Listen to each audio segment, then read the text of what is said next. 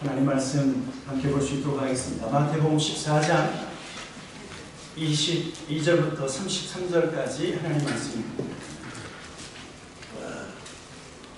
저와 여러분의 말씀을 큰 목소리로 같이 교도하도록 하겠습니다. 제가 22절, 여러분들이 23절 같이 읽겠습니다.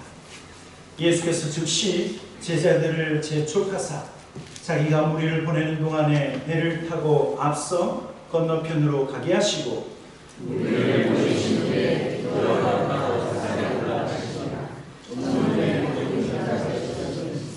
배가 이미 육지에서 술이나 떠나서 바람이 거스림으로 물결로 말미암아 고난을 당하더라.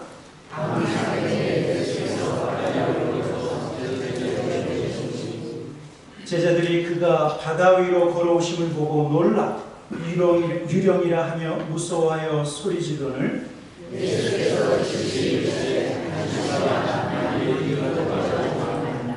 베드로가 대답하여 이르되 주여 만일 주님이시거든 나를 명하사 물 위로 오라 하소서 하니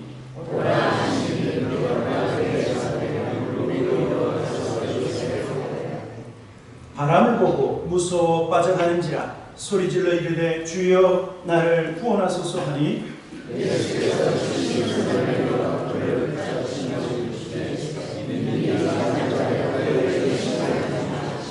32절 33절 같이 읽겠습니다. 배에 함께 오르되 바람이 그치는지라 배에 있는 사람들이 예수께 절하며 이르되 진실로 하나님의 음악이 들었습니다 하더라. 아멘. 오늘 본문의 말씀은 예수님께서 물 위를 걸어 갈릴리 그 호수의 물 위를 걸어서 주님의 제자들에게 찾아가시는 본문의 말씀이지요. 자연 법칙을 뛰어넘어서 주님은 사랑하는 제자들이 있는 곳이라고 하면 어디든지 주님이 찾아가시는 그 오늘 본문의 말씀이 마태복음 14장에 있는 오늘 말씀입니다. 우리가 지난주에 함께 나누었던 것은 예수님께서 오병이어의 기적을 일으키셨어요. 보리떡 5개와 그리고 물고기 2마리로 주님은 거의 2만 명이나 되는 수많은 사람들을 다 배불리 먹이시고 그리고 12광중이나 남았다. 여러분 그 하나님의 기적이 어떻게 일어났습니까?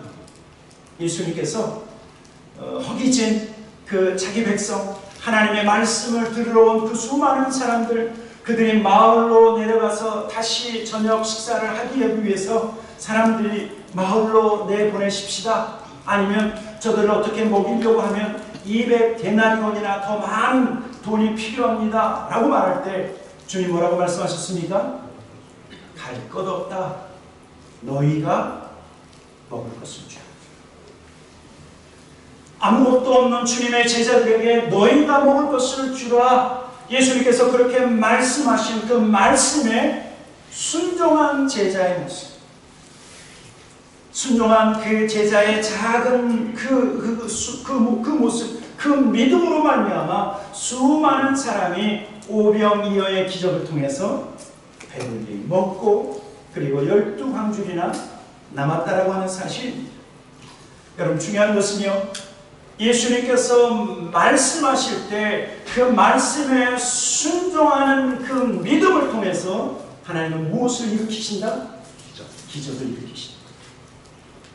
우리의 믿음을 통해서 우리의 순종을 통해서 우리의 작은 믿음일지라도 하나님은 그것을 통해서 엄청난 역사를 이루신다고 말합니다.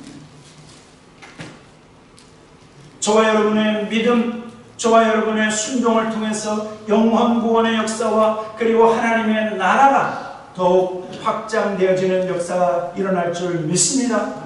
저와 여러분을 사용하시고 그리고 우리 타코마 연합장로교회를 사용하실 것입니다.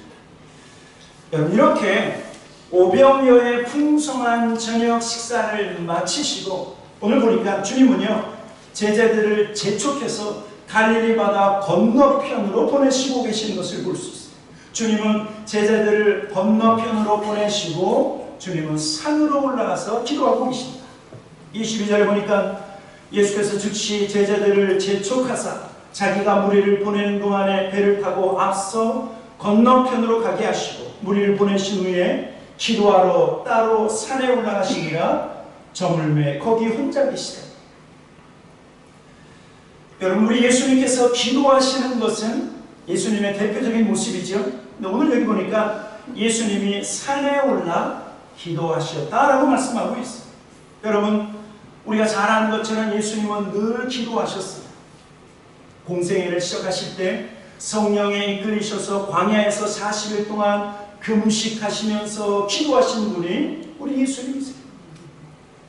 예수님은 새벽 미명에 일어나셔서 기도하시고, 그리고 예수님은요 12 제자를 택하시기 전에 그 전에 열심히 밤이 맞도록 기도하신 다음에 12 제자를 택하시고,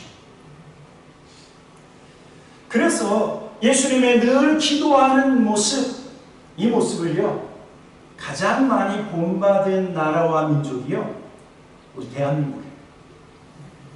우리 한국교회가 예수님의 기도하는 모습을 가장 많이 닮아가고 있고, 그리고 예수님의 기도하는 모습을 우리 대한민국 우리 모든 성도들이, 한국 성도들이 가장 많이 닮아가고 있어요. 제가요 어떤 노회에 가서 모임을 함께 참여하고 있는데 어떤 미국 목사님이 이렇게 말하시더라고요. 자, 우리 한국 스타일로 기도합시다. 누가 그렇게 얘기했다고요? 미국 목사님. 그게 뭐냐면 한국 스타일 통성기도 하자예요. 통성기도. 그래서 거기에는 한국 목사님, 거기에는 미국 목사님들이 주여 그러면서 같이 기도하기 시작했어요. 미국 사람들이 인정했어요.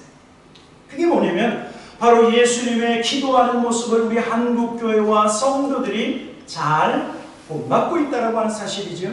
그런데 오늘 예수님께서 산 위에서 기도하시는 이 모습은 평소와 좀 다른 기도의 의미를 가지고 있어요. 왜냐하면 예수님께서 오병이어의 기적을 일으키신 다음에 그 떡과 보리떡과 그 생선을 먹었던, 배불리 먹었던 그 수많은 사람들이 예수님을 자신들의 임금 삼으려고 했어요. 마태복음에는 나와 있지 않지만 요한복음에는 뭐라고 기록하고 있냐면 한번 같이 봤으면 좋겠습니다. 요한복음 6장 14절 15절에는 이렇게 기록하고 있어요. 같이 한번 읽어보도록 하겠습니다. 시작. 그 사람들이 예수께서 행하신 이 표적을 보고 말하되 이는 참으로 세상에 오실 그 선지자라 하더라. 그러므로 예수께서 그들이 와서 자기를 억지로 붙들어 임금 삼으려는 줄 아시고 다시 혼자 산으로 떠나 가십니다. 자, 그러니까 오병이어의 기적으로 그 보리떡과 생선을 먹은 사람들의 반응이 무엇이었어요? 이야, 우리 이 예수를 우리의 임금으로 삼자.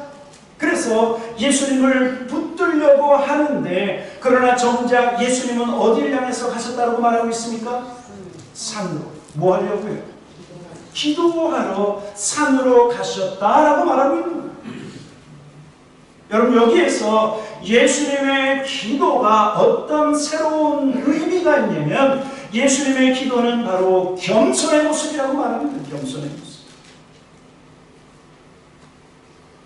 예수님은 지금 기도하러 산에 올라가 하늘 아버지 앞에서 자기 자신을 낮추시고 하늘 아버지 앞에서 자기 자신을 지금 겸손케 하고 있다고 하는 사실.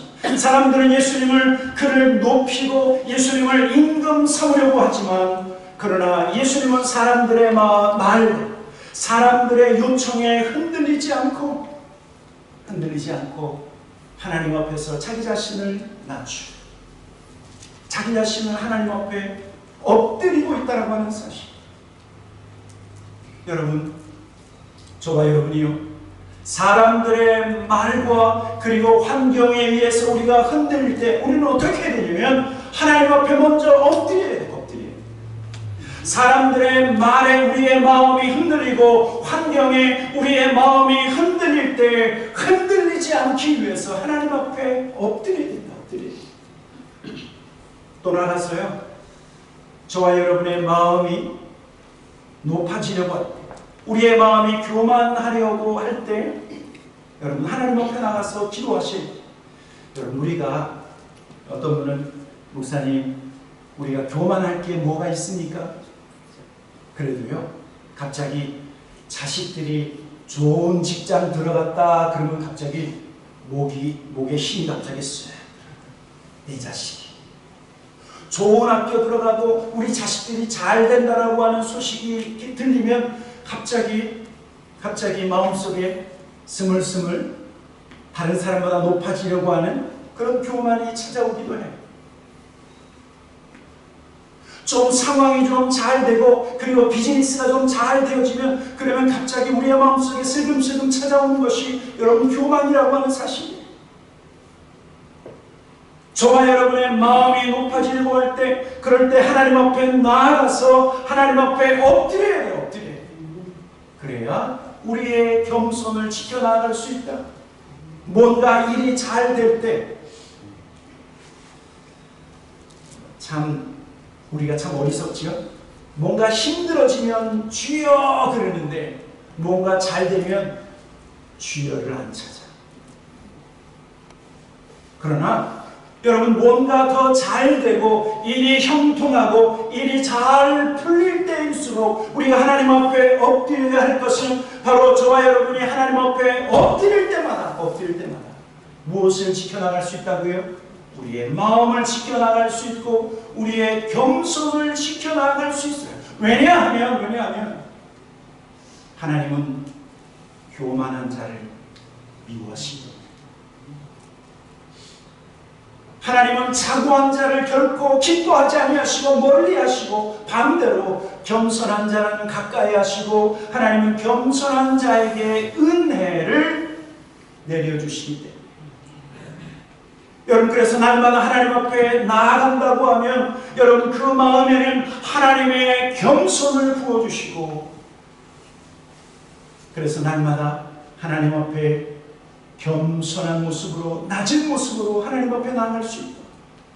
그래서요 성경은 저와 여러분에게 이렇게 권면하고 있는 것을 볼 수 있어요. 로마서 12장 16절에 보면 우리에게 이렇게 권면합니다. 한번 같이 읽어보도록 하겠습니다. 로마서 12장 16절 시작. 서로 마음을 같이하며 높은 데 마음을 두지 말고 도리어 낮은 데 처하며 스스로 지혜 있는 채 말하라. 여러분 저와 여러분의 마음이 높은 곳에 두라고요? 아니면 어디에 두라고요? 낮은 곳. 그 낮은 곳이 어디입니까? 여러분들이 위에서 내려다보는 그곳. 여러분들이 무시할 수 있는 그곳에 저와 여러분의 마음을 두라고 말씀하고 있습니다. 성경이 우리에게 너희의 겸손을 지켜라. 왜냐하면 하나님은 겸손한 마음을 기뻐하시고 하나님은 겸손한 자를 높이시기 때문에 그래서 예수님께서 산으로 올라가셔서 하나님 앞에 자기를 낮추셨다. 그리고 오늘 성경은 두 번째로 예수님께서 자연 법칙, 여러분 자연 법칙 가운데 중력이라고 하는 것이 있습니다. 중력이 뭐냐면 무거운 것은 어디로 내려가죠? 밑으로 내려가죠. 가벼운 것은 올라가지만 무거운 것은 밑으로 내려가는데 이 중력 자연 법칙을 주님은 뛰어넘어서 제자들에게 찾아가고 있는 것을 볼 수 있습니다. 24절 보니까 배가 이미 육지에서 술이나 떠나서 바람이 거스림으로 물결로 말미암아 고난을 당하더라. 그랬더니 25절, 26절, 27절 우리 다시 한번 읽어보도록 하겠습니다. 25절부터 시작. 밤 자경에 예수께서 바다 위로 걸어서 제자들에게 오시니 제자들이 그가 바다 위로 걸어오심을 보고 놀라 유령이라 하며 무서워하여 소리 지르거늘 예수께서 즉시 이르시되 안심하라 나니 두려워하지 마라. 여러분 이 말씀은요 하나님을 믿는 어떤 사람들은 아멘 그러지만 하나님을 믿으면서도 예수님을 믿으면서도 이것을 믿지 않는 사람들이 있어요. 우리 흔히 보수주의 신학과 자유주의 신학이라고 이렇게 나누고 있는데 보수주의 신학에서는 예수님께서 오병이어의 기적을 일으켰다 그러면 아멘. 예수님께서 갈릴리 바다 위를 걸으셨다 아멘 그렇게 했어요. 그런데 자유주의 신학은요, 우리의 인간의 이성을 기준으로 해서 예수님이 오병이의 기적을 일으켰어? 잘 모르겠는데. 예수님이 바다 위를 걸으셨어? 그거 신화 같아, 신화. 만들어 놓은 그 어떤 이야기일 거예요. 여러분, 그러나 성경은 저와 여러분에게 무엇을 말씀하고 있냐면, 예수님께서 갈릴리 바다 위를 걸으신 그 이유는 예수님께서 보이는 것과 보이지 않는 모든 것을 창조하신 창조의 하나님이시기 때문에 가능하다고 말씀하고 있는 거예요. 골로새서 1장에 보면 이렇게 말씀하고 있어요. 골로새서 1장 15절 16절, 그는 보이지 아니하시는 하나님의 형상이시요 모든 피조물보다 먼저 나신, 바로 예수님을 말씀하고 있는 거죠. 자, 한번 16절 같이 한번 읽어보도록 하겠습니다. 16절 시작. 만물이 그에게서 창조되되 하늘과 땅에서 보이는 것들과 보이지 않는 것들과 혹은 왕권들이나 주권들이나 통치자들이나 권세들이나 만물이 다 예수로 말미암고 예수를 위하여 창조되었고, 그 말씀을 하고 있는 거예요. 여러분, 그래서 예수님은 하나님의 아들로 오셨지만, 예수님은 이 땅에 저와 여러분의 삶의 구원자 메시아로 오셨지만, 예수님은 창조하시는 하나님이시다. 창조하신 하나님이시다. 보이는 세계와 보이지 않는 모든 세계를 창조하셨기에 여러분, 모든 창조의 질서가 누구에게 순복할까요? 창조하신 그분께 순종하는 거예요. 그분께. 주님은 주께서 친히 창조하신 모든 세계를 다스리실 수 있는 권세가 있기에 주님은 자연 법칙을 뛰어넘어서 바다 위를 걸어 사랑하는 제자들에게 오셨다. 중요한 것은요, 예수님께서 바다 위를 걸어서까지 제자들에게 오신 이유가 뭐냐, 이거예요. 오신 이유. 맨 마지막에 뭐라고 말씀하고 있냐면, 예수님께서 놀라고 있는 제자들에게 안심하라, 내니 두려워하지 말라. 여러분, 예수님께서 오병이의 기적 이후에 제자들을 먼저 보내셨어요. 갈릴리 바다에 배를 타고 제자들을 먼저 보냈는데, 그 제자들이 예수님께서 보내니까 무조건 출발했죠. 그런데 바람이 불고 그리고 강풍이 부니까 그 파도로 인해서 그들이 고생했어요. 물결이 높아지니까 제자들이 당황했다. 더군다나 초저녁부터 새벽 4시까지 그들은요, 계속 그 풍랑과 그 물결로 인해서 그 바다 위에서 힘들어했다라고 말하고 있어요. 그런데 예수님께서 이렇게 고생하는 제자들에게 찾아오셨어요. 걸어서 찾아오셨어요. 처음에는요, 제자들이 예수님의 모습을 보고 유령이라고 그렇게 놀라 소리질렀어요. 26절에 보니까 제자들이 그가 바다 위로 걸어오심을 보고 놀라 유령이라 하며 무서워하여 소리질되, 27절에 예수님 뭐라고 말씀하셨습니까? 예수께서 즉시 이르시되 안심하라, 내니 두려워하지 말라. 안심하라는, 너희가 지금 갈릴리 큰 풍랑과 그리고 그 바람으로 인해서 너희가 힘들어하고 있지만, 그러나 안심하라, 나니 두려워하지 말라. 내가 너희와 함께함으로 이제 너희는 안심해도 된다. 내가 너희와 함께 있기 때문에 이제는 두려워하지 않아도 된다라고 말하고 있는 거예요. 여러분, 세상을 두려워하고 그리고 환경으로 인해서 우리가 염려하고 두려워하는 것은, 여러분, 그것은 하나님이 기뻐하시는 것이 아니에요. 두려움은 우리의 마음을 움츠러들게 하고, 두려움은 하나님이 주시는 참된 기쁨과 위로를 빼앗아간다고 하는 사실이에요. 그런데 주님이 찾아오셔서 안심하라, 내니 두려워하지 마라. 여러분, 주님의 제자들이 안심하고 그리고 두려워하지 않을 수 있는 그 이유가 뭔 줄 아십니까? 주님이 그들 가운데 찾아오셨다는 사실. 여러분, 성경을 보면 예수님께서 구약 성도들에게 또는 신약 성도들에게 두려워하지 말라 또는 염려하지 말라 그렇게 말씀하실 때 두려워하지 않고 염려하지 않을 가장 중요한 이유가 무엇이냐면 내가 너와 함께하고 있다.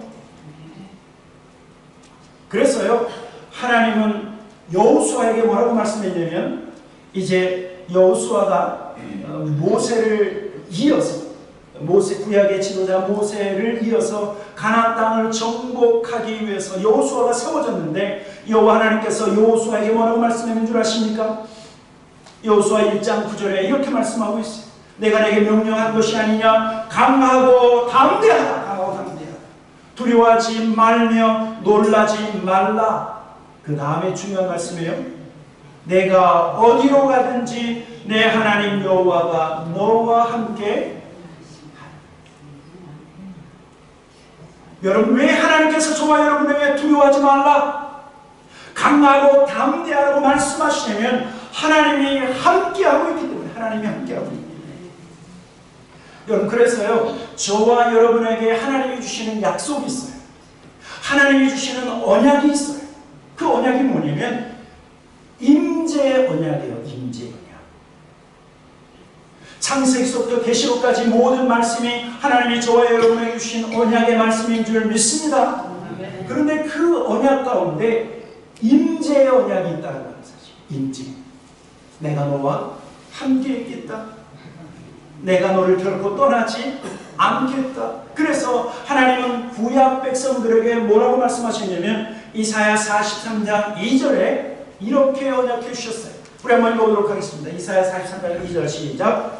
네가 물 가운데로 지날 때에 내가 함께 할 것이라. 강을 건널 때 물이 너를 침몰치 못할 것이며 네가 불 가운데로 행할 때 타지도 아니할 것이요 불꽃이 너를 사르지도 못하리. 여러분 이스라엘 백성이 강을 건널 때 그들이 침몰치 않고 그리고 불 가운데 지날 때에도 태워지지 않고 불이 그들을 사르지 않는 가장 이유가 무엇입니까? 가장 중요한 이유? 내가 너희와 함께하기 때문에. 여러분 그런데 이러한 하나님의 임재의 언약, 임재의 약속을요 신약 성도들에게도 하셨어요. 어디 나오냐면 마태복음 28장 20절에 나와 있어요. 20절 보면 내가 너희에게 분부한 모든 것을 가르쳐 지키게 하라. 그 다음에 같이 읽도록 하겠습니다. 시작. 볼지어다 내가 세상 끝날까지 너희와 항상 함께 있으리라 하십니다. 여러분 이게 무슨 언약이라고요? 임재 언약 또는 동행 언약이라. 임재 언약, 동행 언약. 결코 하나님은 저와 여러분을 떠나지 아니하신다. 그래서 성령을 저와 여러분에게 보내주셔서 날마다 성령 하나님이 우리의 마음 중심에 함께 계신 거예요. 함께 계십니다. 그래서 여러분들이 한밤중에 홀로 있다 할지라도 주님은 혼자 있는 것이, 여러분은 혼자 있는 것이 아닙니다. 주님이 함께 여러분들과 계십니다. 왜? 무엇 때문에? 임재 약속을 해주셨기 때문에. 여러분들이 어디를 홀로 운전해 갈 때도 여러분 조수석에는 누가 함께 앉아 계십니까? 우리 주님이 함께 계시고, 여러분들이 어디를 여행할 때도 여러분들만 여행하는 것이 아니라 거기에 주님이 늘 함께 계셔서 여러분들을 지키시고 여러분들을 눈동자처럼 보호하신다. 왜냐하면 하나님은 함께 있다라고 임재의 약속을 해주셨기 때문에. 그리고 오늘 성경은요 베드로의 모습을 통해서 믿음이 무엇인가를 우리에게 말씀하고 있습니다.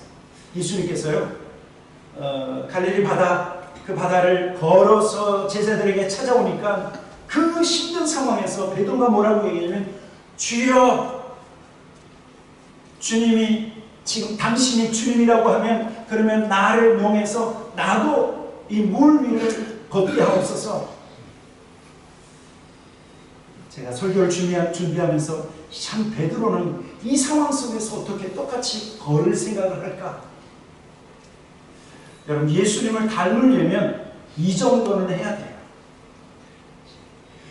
제자가 주님 닮는 거 당연한 거죠, 그렇죠? 그러니까 주님이 갈릴리 바다를 걸어오시니까 베드로도 걷고 싶었던 거예요. 누구처럼? 예수님처럼. 왜요? 주님을 닮고 싶었어요. 그래서요, 실은 사도행전 보면 사도행전 초반에 가장 많은 이적과 표적을 행한 사람이 누구냐면 베드로예요. 누구처럼? 예수님처럼. 갑자기 베드로가 예수님이 걸어오시는 것을 보고 당신이 주님이시면 나도 좀 걷고 싶습니다. 나로 좀 걷게 해주십시오. 그랬더니 주님이 오라 해서 세상에, 제 기억으로는 갈릴리 바다를 걸은 사람이 예수님 외에는 누구밖에 없어요? 베드로밖에 없는 것 같아요. 구약에 한 분 정도가 있던가 없던가 잘 모르겠어요. 그런데 베드로가 주님이 명해서 그 갈릴리 바다를 걷다가 시간이 지나니까 점점 그 갈릴리 바다에 빠지게 됐다라고 기록하고 있어요. 어디에 기록하고 있냐면, 자, 마태복음 13장 30절 31절 한번 같이 한번 읽어보도록 하겠습니다. 30절 31절입니다. 시작. 바람을 보고 무서워 빠져가는지라 소리질러 이르되 주여 나를 구원하소서 하니 예수께서 즉시 손을 내밀어 그를 붙잡으시며 이르시되 믿음이 작은 자여 왜 의심하였느냐 하시고. 여러분, 오늘 성경은요, 최초로 갈릴리 바다를 걸었던 베드로가 어느 정도 걷다가 점점점 그 바닷속으로 빠져들게 되었는데, 그 빠진 이유가 뭐냐면 주님을 바라보던 그가 뭘 바라봤다고 말하고 있습니까? 바람을 바라보고 무서워했다. 그러니까요, 처음에는 갈릴리 바다를 걸어갈 때는 예수님 바라봤다는 거예요. 예수님 바라보니까, 예수님이 갈릴리 바다를 걸어오실 때 걸어오시는 예수님을 바라보니까 그도 걸어갈 수 있었는데, 그 눈을 예수님에게서 떨어뜨려서 뭘 바라봤다고요? 바람을 바라보고 두려워하기 시작했다. 여러분, 여기서 가장 중요한 레슨이 있어요. 믿음이 뭐냐요? 믿음. 예수님을 믿는 믿음이 무엇인가?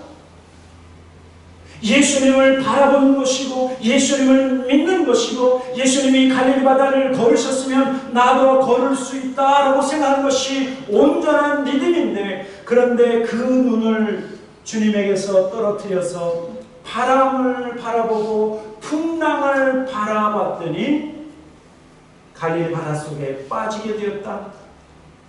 여러분, 그렇죠? 환경을 바라보고, 그리고 사람을 바라보고 어려운 일들만 생각하면 우리는 환경 속에 빠져들게 되고, 그리고 사람 속에 빠져들게 되고, 그리고 여러 가지 시련 속에 빠져들게 되지만, 그러나 믿음이 무엇인가? 믿음은요, 그 풍랑 속에서도 갈릴리 바다 속에서도 주님만 바라보는 것이 믿음이라고 말합니다. 온전한 믿음은 폭풍우 속에서도 예수 그리스도를 바라보는 것이에요. 그러나 예수 그리스도를 바라봤던 눈에서 환경을 바라보면 그 환경에 빠져들 수밖에 없다고 말합니다. 그래서 성경은 우리에게 이렇게 말씀하고 있죠. 히브리서 12장 2절에 믿음의 주요 또 온전케 하시는 이 예수를 바라보자. 예수님을 바라보는 것이 믿음이요, 예수님을 생각하는 것이 믿음이요, 예수님께서 하실 것을 믿고 의지하는 것이 바로 믿음이라고 말씀하고 있는 것입니다. 오늘 저와 여러분의 믿음이 세상도 바라보고 주님도 바라보는 것이 아니라, 세상 바라보면 어떻게 된다고요? 우리는 세상에 빠져들 수밖에 없습니다. 환경만 바라보면 우리는 환경에 빠져들 수밖에 없습니다. 그러나 예수 그리스도 그분을 바라보면 믿음의 주 그리고 온전하게 하시는 그분은 저와 여러분을 붙드시고 우리를 온전케 하신다. 그래서 저와 여러분의 눈을 주님께 돌려 그 영광의 주님을 바라봐야 합니다. 오늘 저와 여러분의 인생의 배, 인생의 조각배, 바람이 불고 파도가 넘쳐날 때 주님이 우리 가운데 찾아오십니다. 아니, 저와 여러분이 믿어야 할 것은 결코 저와 여러분의 삶에 주님이 떠나지 아니하시고 임재하시겠다고 약속하신 그 약속을 붙잡으면, 그러면 풍랑도 이겨낼 수 있고 바람도 잔잔케 될 수 있다 말하고 있는 것입니다. 그래서 오늘 마태복음 14장 32절 33절에 뭐라고 기록하고 있습니까? 우리 한번 마지막 같이 한번 읽어보고 예배를 마치도록 하겠습니다. 32, 33 시작. 배 함께 오름에 바람이 그치는지라 배에 있는 사람들이 예수께 절하며 이르되 진실로 하나님의 아들이로소이다. 사랑하는 성도 여러분, 기억하십시오. 예수님이 사랑하는 제자들 가운데 오셔서 안심하라, 내니 두려워하지 마라. 주님이 함께 계시기 때문에 안심하라. 내가 너희를 결코 떠나지 않기 때문에 두려워하지 말라 말씀하고 있는 것입니다. 이제 어쩌면 저와 여러분은 점점 더 좋지 않은 소식들을 듣게 될 것입니다. 세상의 소문과 그리고 여러 가지 흉흉한 이야기들을 더 많이 듣게 될 것입니다. 마지막 때가 되면 민족이 민족을 대적하여 일어나겠고, 그리고 나라가 나라를 대적하여 서로 싸우겠다라고 말씀하신 대로 그 말씀대로 이루어질 거예요. 그것만 바라보면 우리의 마음은 마치 풍랑에는 바다 위에 조각배가 흔들리는 것처럼 요동할지 몰라요. 그러나 저와 여러분에게는 어떤 약속이 있다고요? 안심하라, 내니 두려워하지 마. 하나님이 함께 하시겠다. 내가 너희를 결코 떠나지 않고 내가 결코 너희를 버리지 않겠다라고 하신 임재의 약속이 있는 것을 확신하시고 날마다 그 주님과 동행함으로 이 세상을 이겨나가고 환경을 이겨나가고 바람과 풍랑을 이겨나가시는 저와 여러분 모두가 되기를 주님의 이름으로 간절히 축원합니다. 아멘. 같이 기도하도록 하겠습니다.